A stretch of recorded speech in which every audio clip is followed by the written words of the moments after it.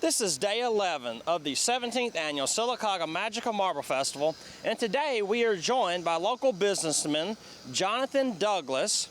No stranger, he helped with some of our commercials this year, and we greatly appreciate that, and commercials last year. And Jonathon, how did you get to come to this area in general? How did you get to be in Sylacauga? Well, my wife is from Sylacauga, and so we had a practice in the Portland, Oregon area. We had a chance to sell that. We needed to get back home to be around family, and so we had to decide where we wanted to go. And Tara really wanted to take over a lot of the civic responsibilities that her parents have here in town. She wanted to be in a small community, and I didn't grow up in a small community. I'm from Hoover, but I've learning to adapt to it and learning to love it. So that's why we're in Sylacauga. And how did you get started in the arts and specifically sculpting? What medium did you start with? My dad was an artist growing up, and so we always had access to clay or painting or anything else. And then we did a lot of welding growing up because my dad worked on cars and motorcycles, and so I've always loved that. So mainly what I do is scrap metal art, to tell you the truth, and so I'm combining that with marble this year.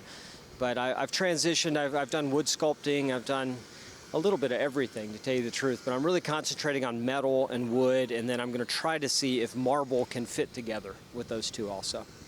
And being your second year here as a sculptor at Marble Fest, what are you working on this year? I mean, it looks like a stormtrooper. Are you from the dark side? How did you get to that, to choose that selection?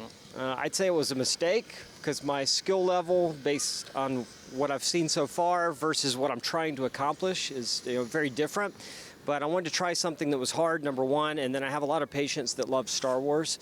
And so I was thinking, do I have something I can make this year that's not just going to sit on my counter, that actually maybe I could sell to someone?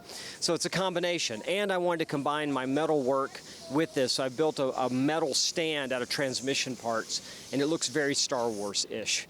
And so I think the combination is going to be great. I've just got to get the Stormtrooper helmet to come out of that marble. Okay.